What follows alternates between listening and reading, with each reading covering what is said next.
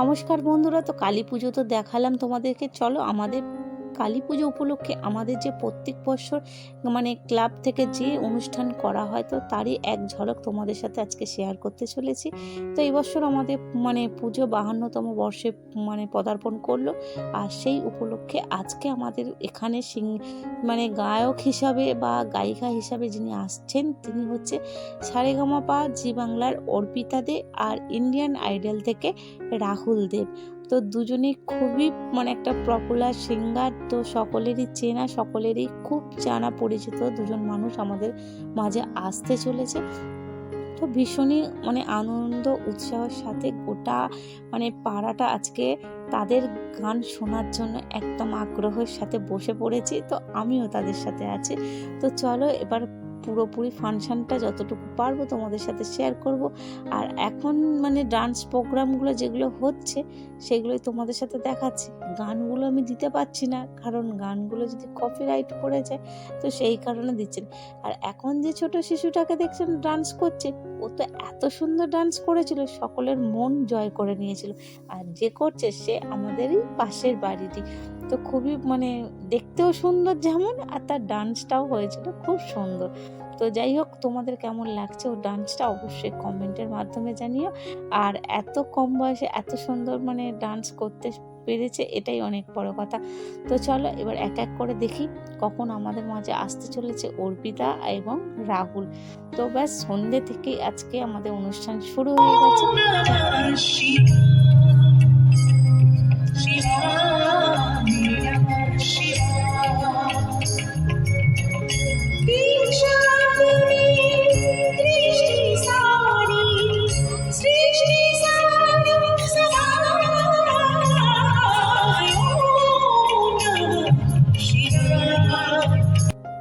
তো প্রথমে তো তোমাদেরকে অর্পিতার গলার গানটা শুনিয়ে দিলাম, কেমন লেগেছে অবশ্যই বলো। আর দেখেছো পুরো মাঠ একদম ভরে গেছে দর্শকে। এখন সকলের অপেক্ষা আছে রাহুলকে দেখার জন্য। আর যদি বলতে চাও যে দুজনের গলার মধ্যে কার গানটা বা কার গলা সব থেকে আমার ভালো লেগেছিল, আমি বলবো রাহুলদের। কারণ রাহুলের গলার গান এত সুন্দর লেগেছিল, সত্যিকারে ওনাকে তো স্টেজ থেকে আমরা নামতেই দিচ্ছিলাম না, যেন মনে হয় আরও গান করুক। হ্যাঁ, অর্পিতার গানটাও ভালো লেগেছিল, কিন্তু কম বেশি তো থাকবেই, তাই না? তো যাই হোক, তো আমার তো রাহুলকে পছন্দ হয়েছিল। আর জানি না গত সামনের বছর কি আছে আমাদের মাঝে আসবে। তো এবছর তো খুবই আনন্দ সহকারে আমরা ছিলাম। আর এখন যে ডান্সটা তোমরা দেখতে পাচ্ছ, এটা হচ্ছে আমার এক ননদিনী।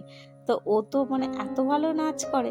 তো ওর নাচ যখনই ওর স্টেজে ওর নাম হয়, তো আমরা আগ্রহের জন্য বসে থাকি যে কখন আমরা তুলু ম্যাডামের ডান্স দেখব। তো ওর ভালো নাম হচ্ছে সুকন্যা, ওকে আমরা তুলু বলেই ডাকি। তো ওর ডান্স করতেই খুব সুন্দর, খুব ভালো নাচে। তো যাই হোক, ওর ডান্স দেখতে দেখতে চলো তোমাদের সাথে আরও কিছু কথা শেয়ার করে নিই। আর জানো তো আজকে হচ্ছে ফাংশন, আর তার আগের দিন হয়ে গিয়েছিল ছোট বাচ্চাদেরকে নিয়ে একটা নাটক আর ছোটোখাটো বিচিত্রা অনুষ্ঠান। তো সেদিন তো দোকানে ছিলাম, তাই নাটকও দেখতে পারিনি আর তোমাদের সাথেও শেয়ার করতে পারিনি। আর আজকে ফাংশনের দিন আছে, তাই তোমাদের সাথে শেয়ার করলাম। এবং আগামীকাল হচ্ছে আমাদের প্রতিমা বিসর্জন।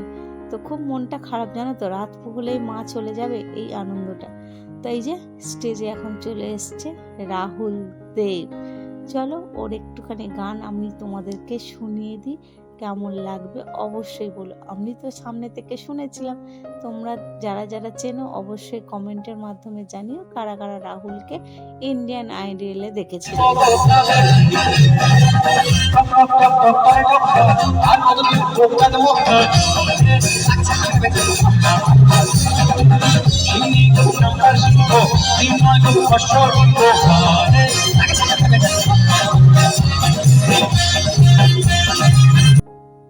কি মনে পড়লো রাহুলকে?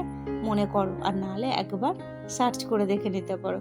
তো যাই হোক, ফাংশন তো জমে উঠেছে, জমে একদম ক্ষীরের মতো হয়ে গেছে। আর কেউ একদম উঠতে চাইছে, খোলা আকাশের নিচে মাথায় কুয়াশা পড়ছে, কিন্তু কিন্তু সেই সব মানে কোনো তোয়াক্কা না করে এখন আমরা পুরোপুরি ফাংশানে মনোযোগে বসে পড়েছি ফাংশান দেখতে।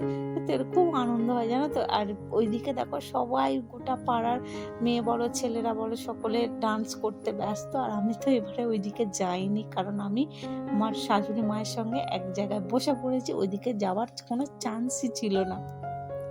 আর চলো, মোটামুটি ঠান্ডাটা খুব একটা নেই, মানে হালকা আছে, কিন্তু কুয়াশাটা ভালোই পড়েছে জানো তো। আর ঘড়ির কাঁটা ঘুরতে ঘুরতে প্রায় রাত্রি 12টার কাছাকাছি চলে গেছে। আর এখন রাহুলের শেষের দিকে মানে অনুষ্ঠানটা চলে গেছে, উনি মানে রাহুল লাস্ট ছিল। তো যাই হোক, আমাদের তো ভীষণই মন জয় করে নিয়েছে, চাই সামনের বছর যেন আবার রাহুলকে নিয়ে আসুক। খুবই ভালো লেগেছিল, এবং তোমাদের কেমন লাগলো অবশ্যই কমেন্ট করে জানিও।